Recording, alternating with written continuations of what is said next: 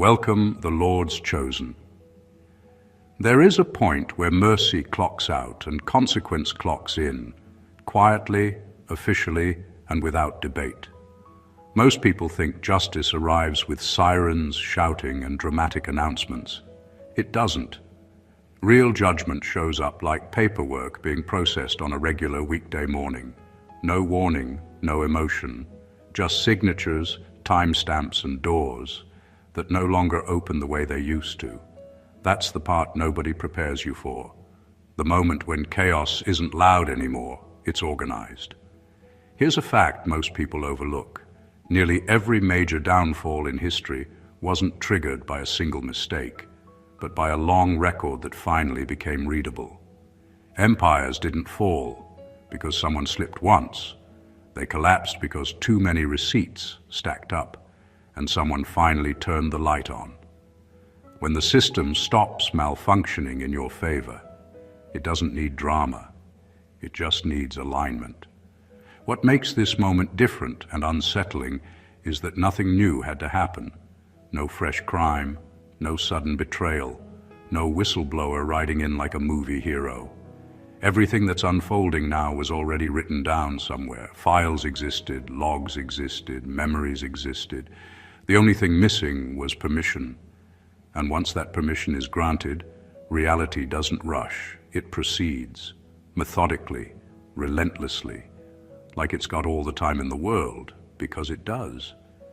There's also a strange calm before the collapse, the kind where people are still smiling publicly while privately counting exits that no longer exist.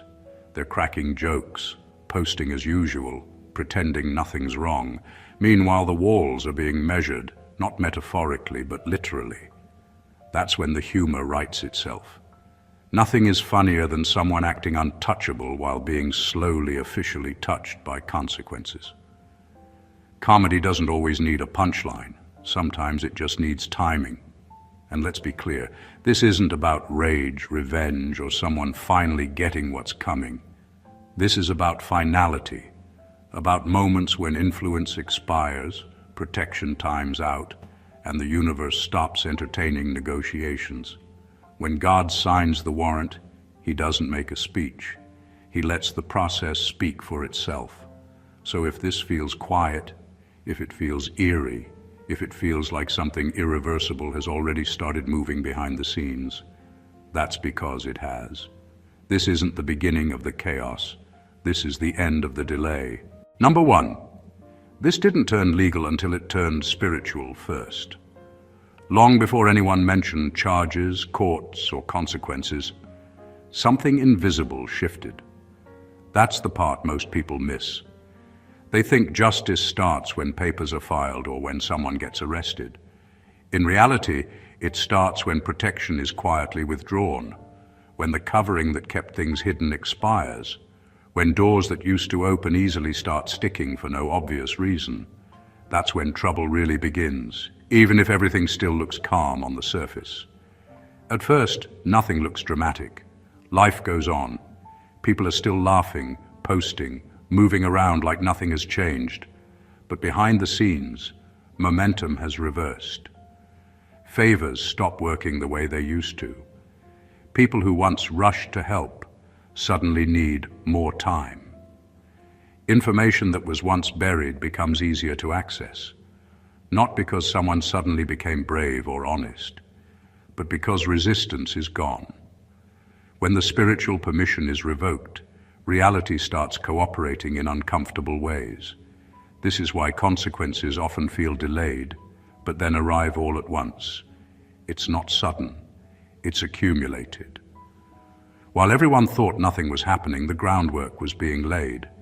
Records were stacking, patterns were forming, loose ends were tying themselves together quietly. By the time the legal system steps in, it's usually just confirming what's already been decided at a deeper level. What makes this unsettling is how ordinary it feels. There's no lightning bolt, no warning announcement, just a steady tightening. People sense it before they can explain it. Sleep gets lighter, jokes feel forced, confidence starts to sound rehearsed. That's not guilt talking, That's awareness catching up. Somewhere inside, they know the season has changed, even if they can't name why. And here's the part nobody likes to admit. When things finally go public, it's rarely because someone was hunted down. It's because the truth was allowed to walk forward on its own. Once the spiritual block is removed, the legal process doesn't struggle. It flows. Paperwork moves. Witnesses talk. Systems suddenly work the way they're supposed to. So when people say it came out of nowhere, they're wrong. It came out of silence, from a decision made long before anyone noticed. By the time the law shows up, the verdict has already been written, just not in ink yet. Number 2, they confused delay with escape, and that miscalculation sealed them. For a long time, nothing happened, and they took that as a win. Days passed, then months, then years, and each quiet stretch convinced them they were untouchable. No calls from lawyers, no knocks on the door, no public fallout. In their mind, the absence of consequences became proof of innocence. But delay doesn't mean danger is gone. It just means it's being prepared properly. What they didn't understand is that time doesn't erase actions. It records them. Every extra day gave more room for patterns to become obvious. Stories that once sounded isolated started lining up. Small inconsistencies turned into clear contradictions. People who were unsure before began to connect dots they hadn't noticed. Silence wasn't protecting them, it was collecting evidence. The real mistake was getting comfortable. When someone thinks they've escaped, they relax. They talk too much. They repeat behaviors. They leave trails they would have hidden if they felt watched. Confidence makes people sloppy, and sloppiness leaves fingerprints everywhere. That false sense of safety didn't just delay consequences, it strengthened them.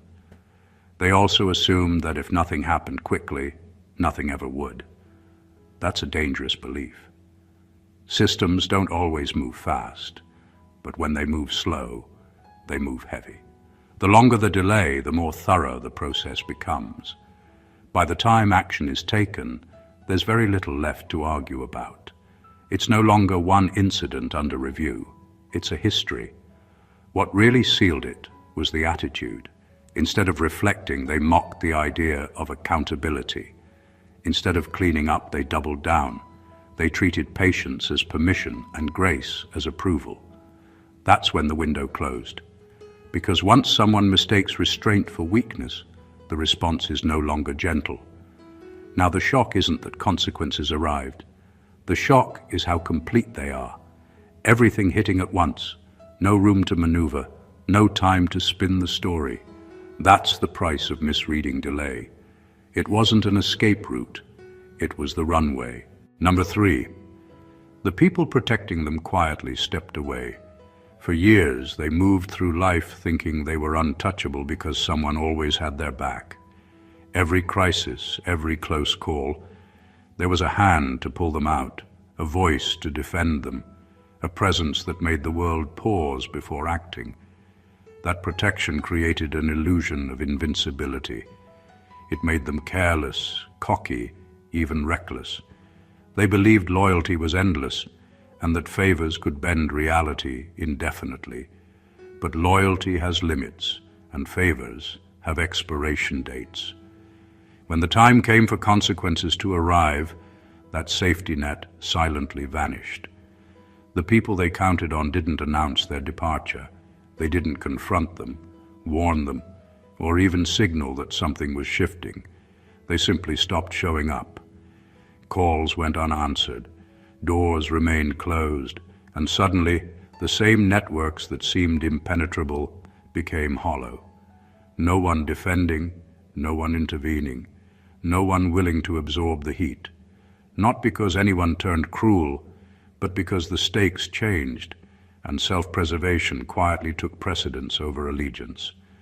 That's when reality hits differently. Protection isn't just about people, it's about momentum.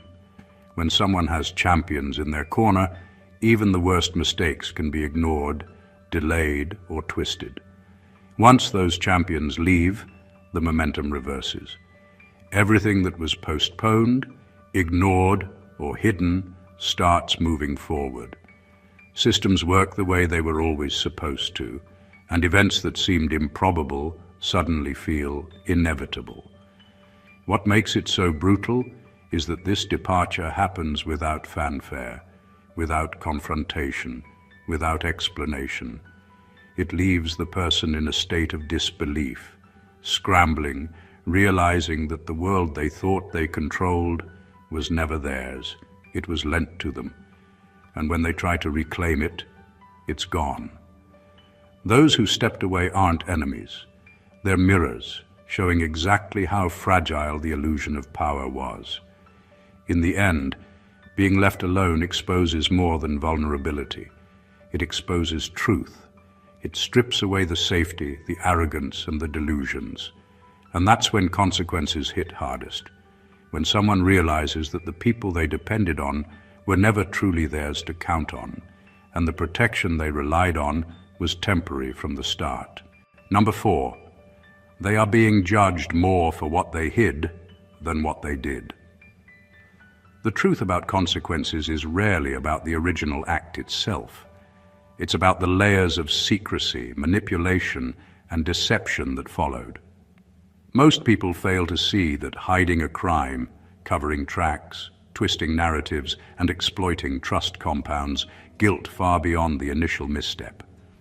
Systems, institutions, and even fate itself don't just react to the visible wrongdoing. They react to the chaos someone tried to bury. That's why what feels like a sudden collapse often comes after years of careful concealment. The acts themselves were always obvious to those paying attention, but the real problem was the attempt to make them invisible.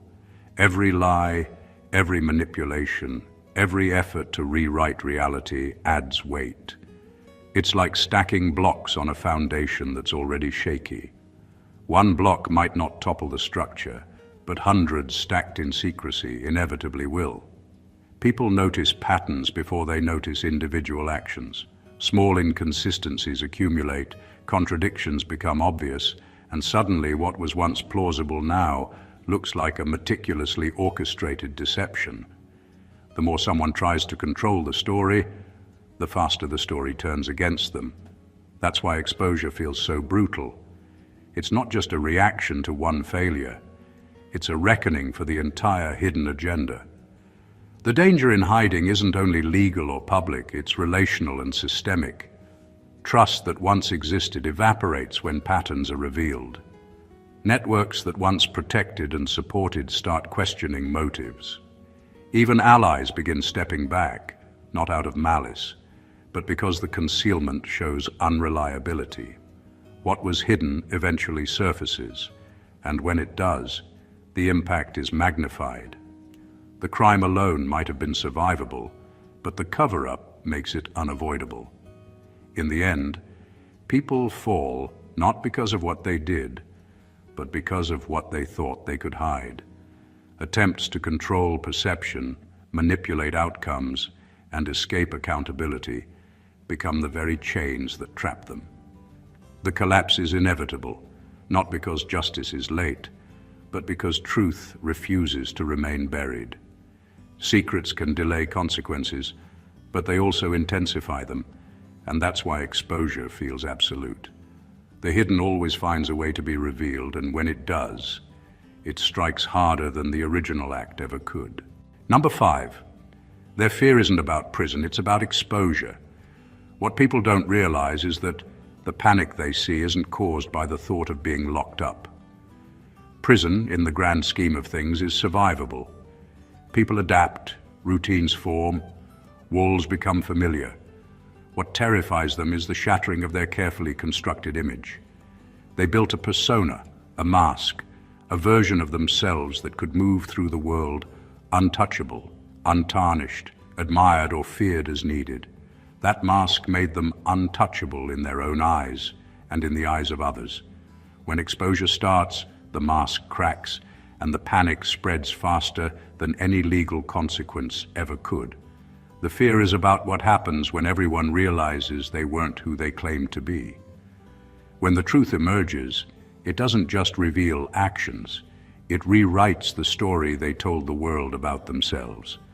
The person who smiled, charmed, manipulated, or commanded respect suddenly becomes someone else entirely.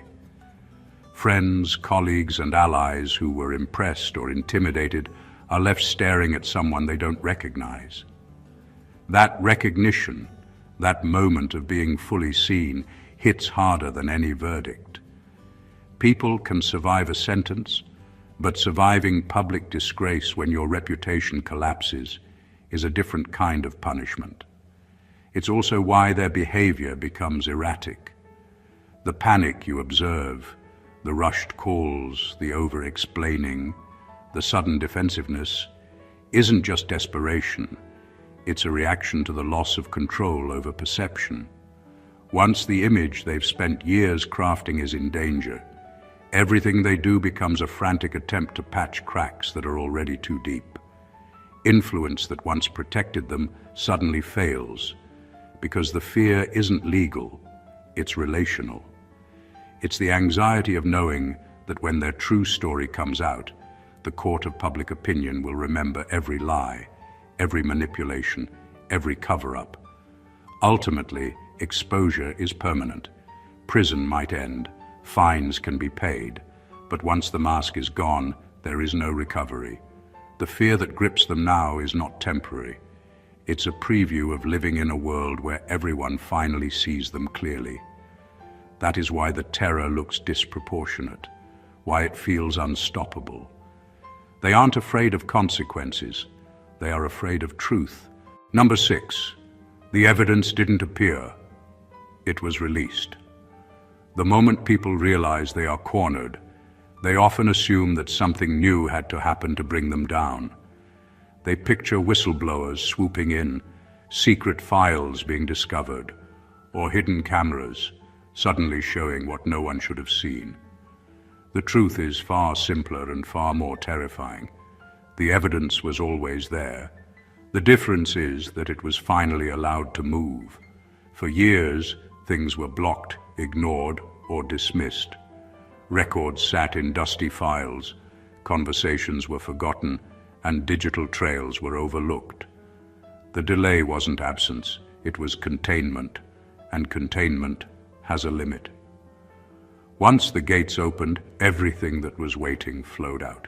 It doesn't take creativity or coincidence, it takes permission. Witnesses speak not because they suddenly grew courage, but because the environment that once protected the guilty no longer shields them.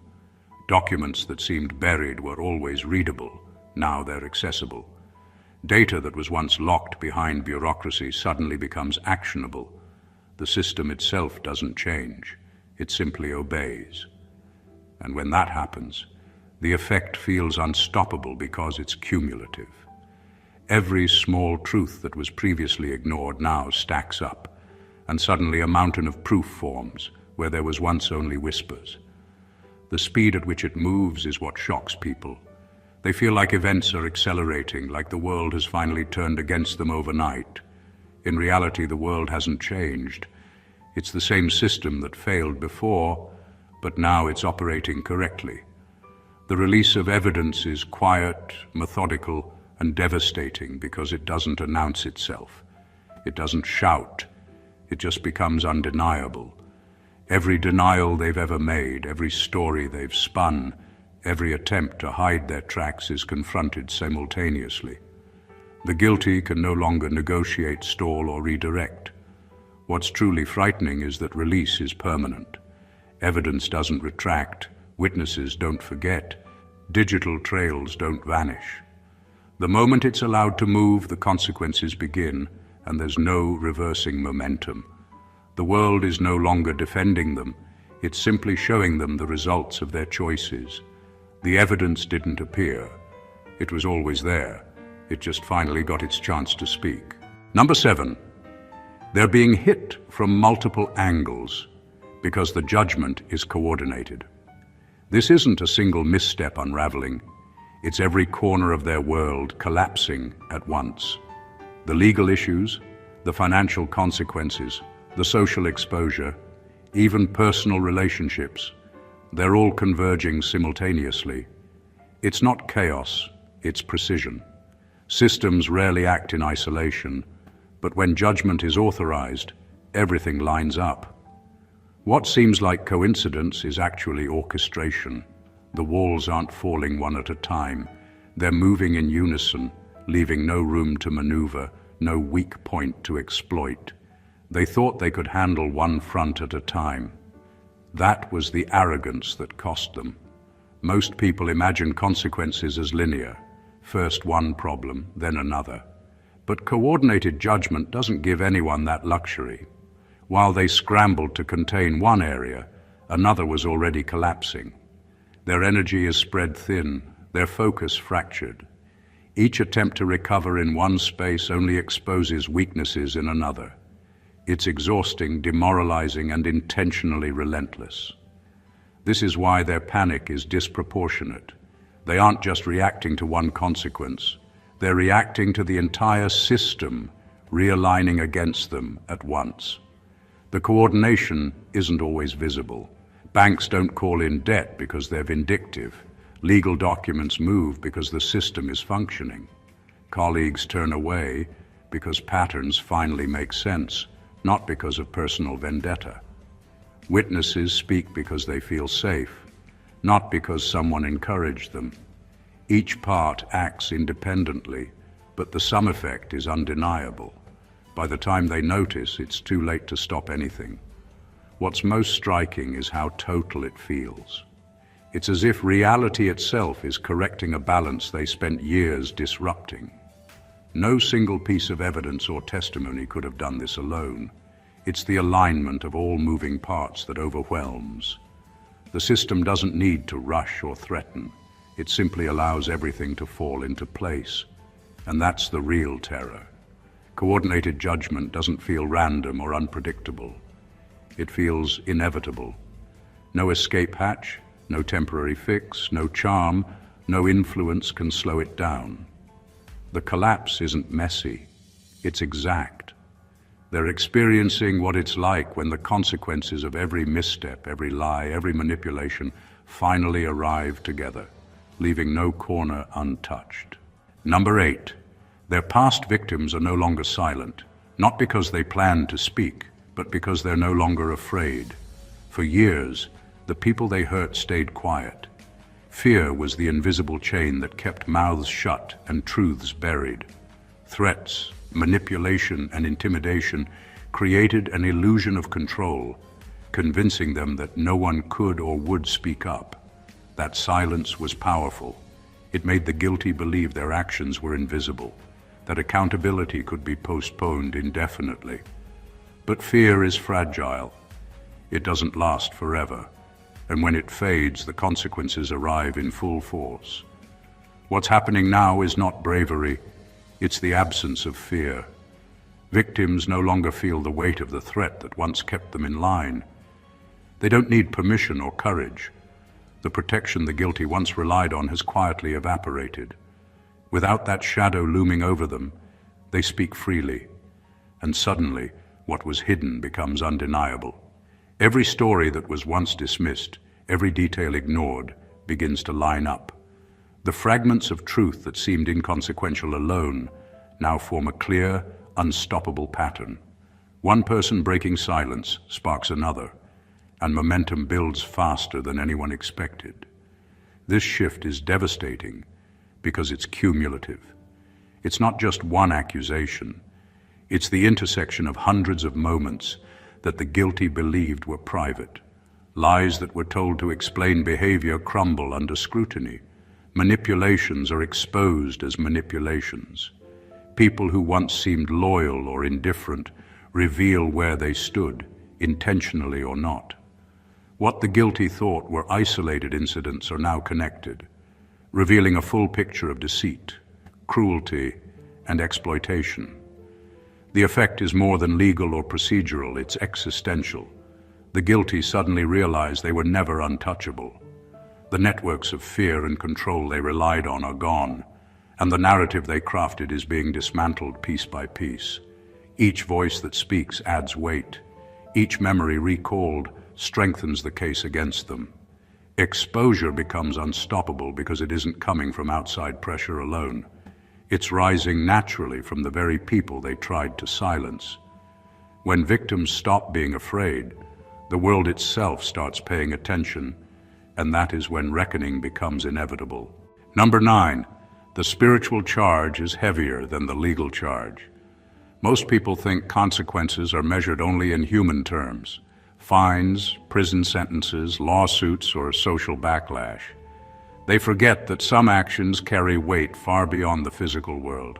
When someone deliberately manipulates, exploits, or destroys, the universe doesn't just shrug and wait for human law to catch up. There's a force that tracks imbalance, that measures the harm done, and that applies pressure long before anyone else notices. That's why legal consequences, when they finally arrive, feel overwhelming. They're just the tip of what has already been building. Every act of deception, every abuse of trust, every decision made to benefit oneself at the expense of others leaves a mark. Not a mark you can see on paper, but a mark that ripples through networks, relationships, and even systems designed to uphold order. The guilty may think they're safe because paperwork hasn't arrived, because no one has called them out yet. That sense of safety is an illusion.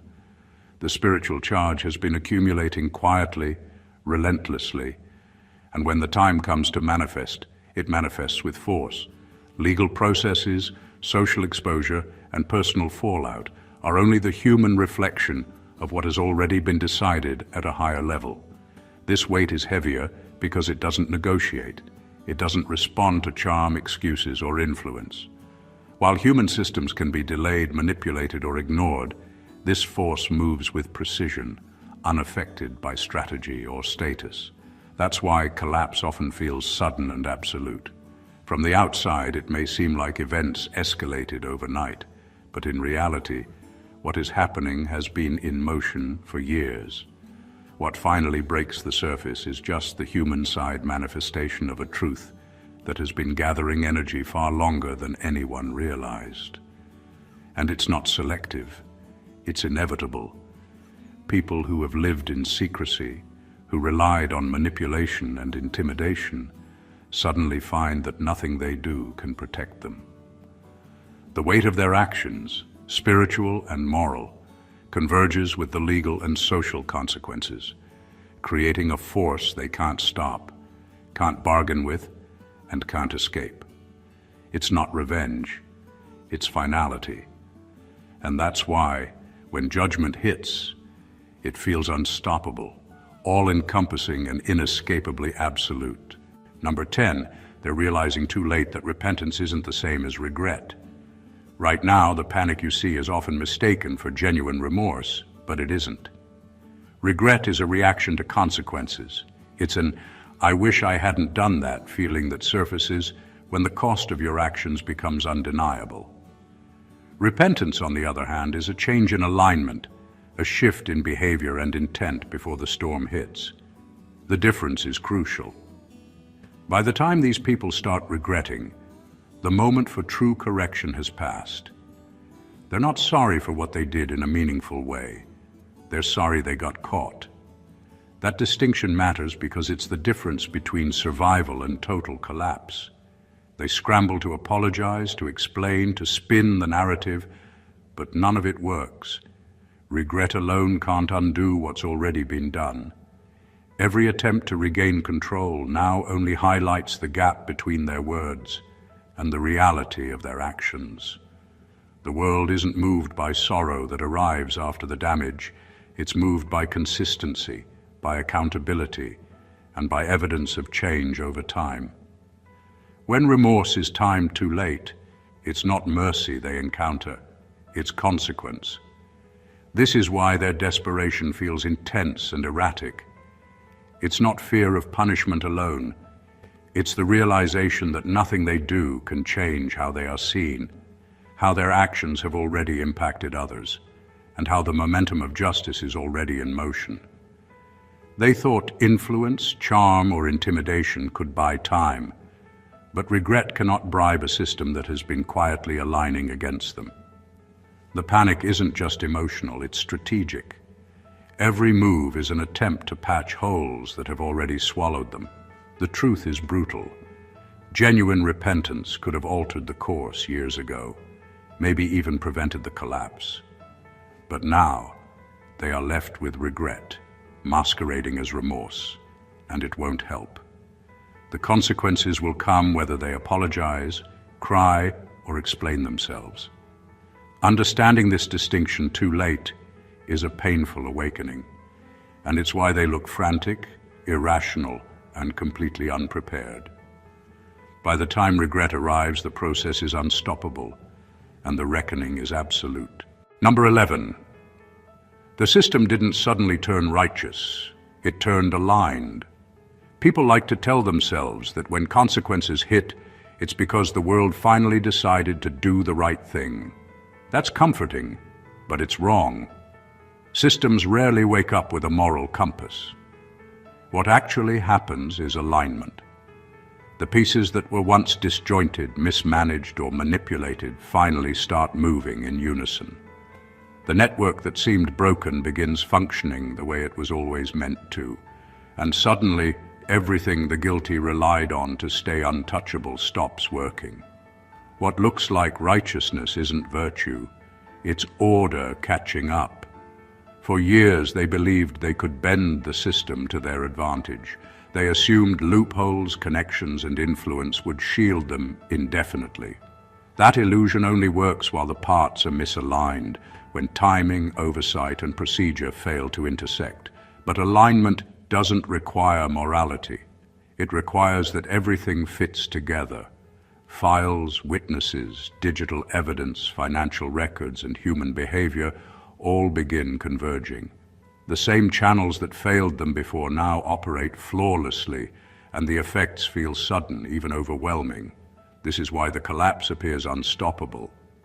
It isn't that someone decided to take them down. It's that the mechanisms of accountability finally functioned as intended. Courts process cases, banks follow protocol, information flows, people act according to their true priorities. The result is inevitability. Influence, charm, and intimidation no longer hold any weight because the system itself no longer accommodates deviation. The terrifying part is how quiet this process can be. There's no dramatic declaration, no rallying cry. The system doesn't care about revenge or recognition. It simply starts working in harmony. Each piece that falls into place accelerates the next, and momentum builds in ways the guilty never anticipate. What once seemed random or delayed suddenly becomes precise, unavoidable, and total. In the end, the lesson is clear. Downfall rarely comes from a sudden moral awakening in others. It comes from the alignment of reality with truth, from the functioning of structures that were always there but rarely executed. When the system aligns, it doesn't negotiate and it doesn't forgive, it simply delivers. And for those who relied on chaos to protect them, that delivery feels like the end of the world. Number 12, their downfall is instructional, not personal. What's happening isn't just about punishment or retribution. It's a lesson that echoes far beyond the individual. The collapse of someone who operated in secrecy, manipulation, or entitlement serves as a warning to everyone watching. The universe, or whatever system governs consequence, doesn't target randomly. It sends signals. Those signals are loudest when the failure is visible, absolute, and unavoidable. That's why the panic, the chaos, and the exposure feel so extreme. It's meant to show what happens when the rules of order are ignored. The people experiencing this downfall are rarely the first to understand it. They think the consequences are personal attacks, vendettas, or bad luck. In reality, they are living examples of the law of cause and effect in motion. Every lie, manipulation, and attempt to control outcomes accumulates into a pattern that others can now see. When it collapses, it creates clarity for everyone else.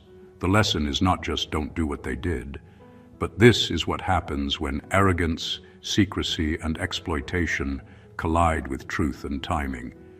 Their story becomes a roadmap for what to avoid, a live demonstration of accountability in action. This instructional nature makes the downfall feel deliberate, not in a conspiratorial sense, but in the sense that consequences often serve as examples. Systems, legal, social, spiritual, tend to reinforce patterns. When someone abuses a position or betrays trust, their collapse is not private. It becomes a benchmark for others, a cautionary tale that silently reshapes behavior.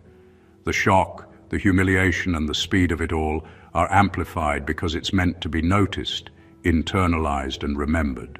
At the same time, it's brutally honest. The individuals themselves may never admit that their story has meaning beyond themselves, but the impact ripples anyway. Observers see how quickly influence can evaporate, how protection can disappear, and how patterns of deception eventually catch up. Their downfall isn't personal, it's functional. It exists to educate, to warn, and to preserve balance. And that's why it feels so overwhelming. The lesson isn't confined to them. It is designed to resonate with anyone who thinks they can evade consequence without paying the cost. Number 13. Once judgment starts, negotiation ends. The moment the wheels of consequence begin turning, all attempts to bargain, explain, or delay become irrelevant. Before this point, there might have been loopholes, backdoors, or delays that allowed them to spin stories, manipulate perceptions, or buy time. But once judgment is active, the window for negotiation closes completely. Everything they relied on, the charm, influence, connections, or clever explanations, suddenly loses power. The legal processes, the exposure, the social fallout, they move forward regardless of excuses or intentions. There is no maybe anymore. Everything is set in motion, precise, and unstoppable. This is why panic becomes so pronounced. People start making frantic calls, sending messages, offering explanations, and trying to repair networks that no longer respond. Every attempt to regain control only highlights how powerless they are. Negotiation isn't just ineffective at this stage, it's almost comical in its futility. The reality is no longer a flexible narrative. It's a series of events aligned perfectly to deliver accountability, and nothing they do can bend that reality back in their favor. What makes this particularly brutal is that this point doesn't announce itself. It creeps in quietly while life still feels normal. One day delays are possible, the next delays are impossible. Systems that once allowed manipulation now follow procedure without exception. Allies who once intervened now step back. Witnesses who were cautious now speak. Each element of consequence moves forward as it was always supposed to, and the guilty realize too late that they have no leverage left. The end of negotiation also exposes truth in a way that excuses never could. All the lies, denials, and cover-ups are confronted simultaneously, and there's no room to soften the impact. The collapse doesn't stop until all the pieces fall into place. It's absolute, relentless, and total. Once judgment starts, the game changes completely. There is no turning back. There is no bargaining table. The only option left is to face the outcome fully, and that realization hits harder than any previous fear or warning ever could. Number 14. This is what it looks like when God doesn't argue. He concludes. When the moment of judgment arrives, it isn't accompanied by debate, warnings, or prolonged negotiation. There is no back and forth, no chance to plead, and no opportunity to bargain for leniency. It is absolute, swift, and final. The difference between this and human justice is stark. Humans argue, delay, justify, and manipulate. God doesn't waste energy convincing anyone.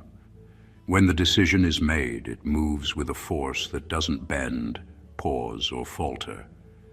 The collapse, the exposure, the unraveling, everything is a natural extension of that conclusion. The people experiencing this often fail to recognize it because it feels like chaos, randomness, or coincidence.